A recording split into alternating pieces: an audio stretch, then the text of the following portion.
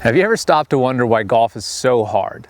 The massive improvements that we've had in technology, the equipment, the balls, the conditions of the course, how smooth the greens roll, yet golfers' handicaps remain basically exactly the same for the last 30 years. Why is this? I'm going to give you the answer today for the first time for a lot of you to help you understand why golf is so hard, why you're struggling with it, and I'm going to give you 3 videos at the end of this that are going to show you exactly how to start ingraining the right habits to help you understand how to play better golf and what it's going to take for you to be a great ball striker that you want to be. And you're going to look like a tour player when you're done working on these drills. So, the first thing is I want you to start thinking critically. I want you to think how I think about when I think about the golf swing. Let's look objectively at some simple things in the golf swing. One, all tour players look relatively the same at impact. We can all agree on that. Their left wrist tends to be flat at impact. You don't see a lot of guys like the typical amateur with this broken down cupped left wrist.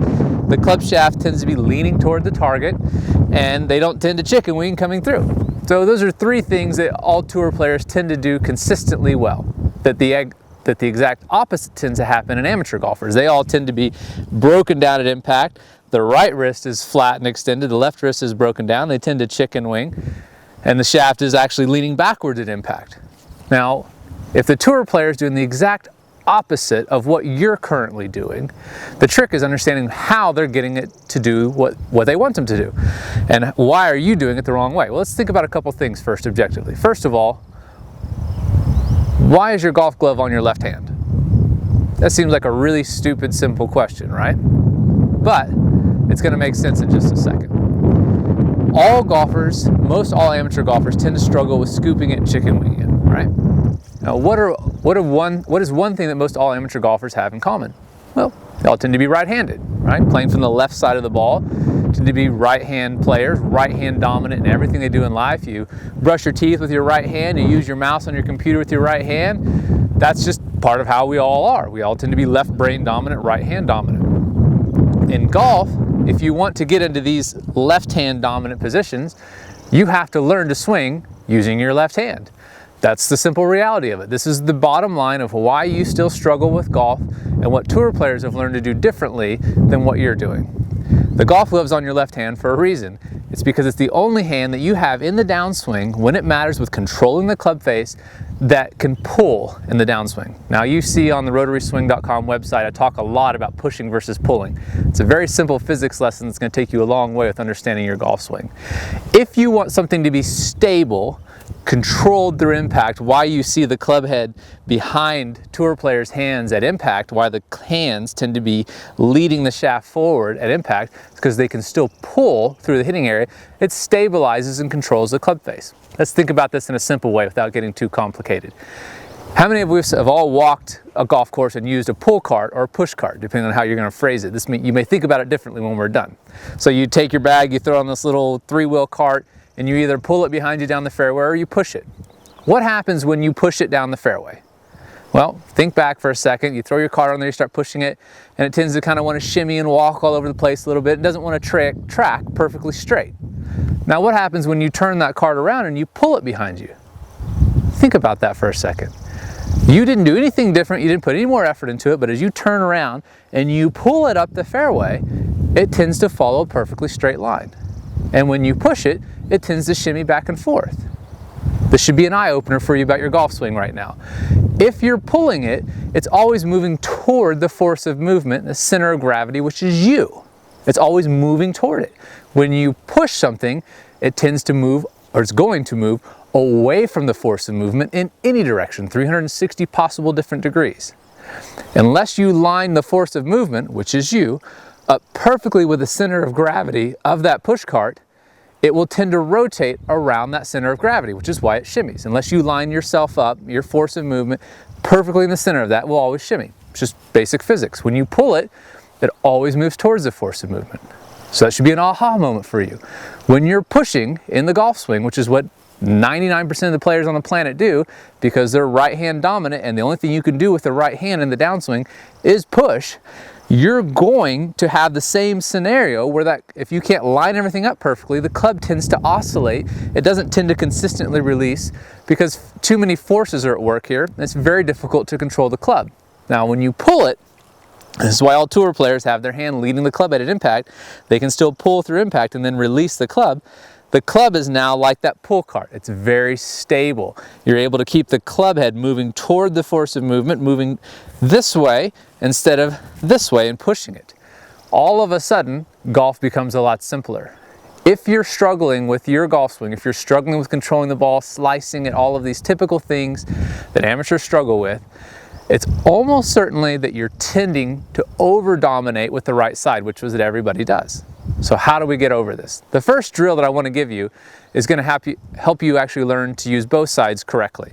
So the first thing I want you to do is you're going to take just your left hand only, and you're going to swing just with your left hand. And what I want you to start to feel is the basic shape and swinging motion of the golf swing with just your left hand. Then I want you to take your right hand and swing left-handed and do the exact opposite. So now what you're doing is you're actually training both sides of your brain to learn the pulling movement that is critical for controlling and stabilizing that club face in the golf swing. The reason I want you to do it with both hands is training both sides of the brain, but also because you're so much more coordinated with your right hand, because you do everything in your daily life with it, it's going to help you learn and feel the proper rotation and release of the club much easier than what you may do with your left hand. A lot of times when people take the left hand, I'm going to go really slow, they tend to just kind of pull it like this and the club face is wide open and they don't realize it. You don't tend to do that with the right hand. It makes more sense to let the club release. I want you to feel that so that what you're feeling in your right hand, you can begin to translate over into the left hand. That drill alone will help you feel the proper sensations of the golf swing with the pulling motion of the left hand. The second thing is, there's several videos on the website that are going to cover this. One, if you struggle with coming over the top, there's a video called, guess what? Stop coming over the top. When you come over the top, your tendency is to take this right side. It's in a very powerful position where it can rotate. You can use your pec, your front delt, these muscles that can pitch the club this way, and that's how you come over the top. Now take your left hand and try to do the same thing. Well, now you don't have the same muscles to get the club to come over the top, and so what tends to happen when people are too left side dominant is they tend to get stuck and come too far from the inside. For most of you amateurs out there who struggle with the golf swing and struggle with coming over the top, this is a blessing in disguise. Now all of a sudden you're going to learn how to snap hook it, which I don't want that either. But as you start to get coming too far from the inside, by using the left arm, you're going to start to see why you're struggling by being too right side dominant. So that's the video. I want you to watch how to stop coming over the top. The next one, most important video on the website, is the 5 minutes to the perfect release drill. Guess what it teaches you? How to release the club with your left hand. How do you get into a perfect impact position like a tour player, and then how to start training that left hand how to release the club. You've probably spent your whole life releasing with your right hand looking like this. This is all just right hand flipping motion in there. And what that's doing is just continuing to reinforce bad habits. Training this left hand is going to take a while. You don't do anything with your left hand most likely. So if you go home tonight, start challenging yourself. Try to brush your teeth with your left hand. Hopefully you won't poke your eye out. Try to cut your steak with your left arm, and you're going to realize this is very difficult just to even use your computer mouse with your left hand. Now magnify that by 100, because you're going to be swinging a golf club at 100 miles an hour trying to learn to control it with your left hand, which you've never done, and you can't even brush your teeth left-handed yet. Of course this isn't going to happen overnight. The reality is it's going to take a while. It's going to be a struggle. You've struggled for a long time with your golf swing. Now I'm just telling you the truth about it. Unfortunately, it's predominantly left-handed when it comes to controlling the club face. Right hand's got a very important job to do. You just already skilled with the right hand, too skilled with it, too dominant with it. We've got to go the opposite direction and go left-hand dominant until you learn to control that club face and get in those impact positions. The last video I want you to check out is called the LADD drill, L-A-D-D, left arm downswing drill. And that video covers the basic movements of how to use the left arm in the downswing. So if you put these three things together, plus the training both hands to swing using the pulling motion and releasing motion with each hand independently, it's important to take your hand completely off the club. If you can't make this motion with just your left hand and feel like you have any control, then imagine as soon as you put that right hand on there, it's going to want to really take over and dominate the swing. So it's really important to start really overdoing the left side until you start coming too far from the inside, which would be a great problem for many of you amateurs who tend to come over the top and slice it. And all of a sudden you'll start to understand why you've got that golf glove in your left hand, how the tour players get in these great impact positions, and how you're going to stop struggling with the golf swing.